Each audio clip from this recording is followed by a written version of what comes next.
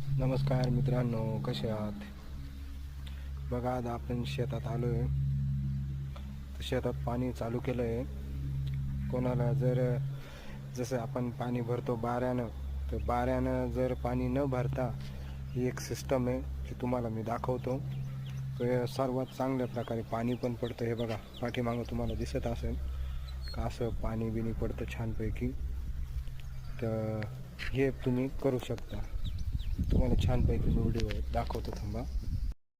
हे बघा, अशा प्रकारे पाईप टाकून का समजा आपले कांदे, भुईमूग, बरंच असं काही असे पिकं आहे जे त्यांना पाणी आपण म्हणजे जसं प्रॉब्लेम राहतो पाण्याचा, काही गोष्टी राहत्या, तर अशा फवाऱ्याद्वारे पाणी तुम्ही देऊ शकता छानपैकी. तर हे बघा, असं पाणी पण भरपूर छानपैकी पडतं.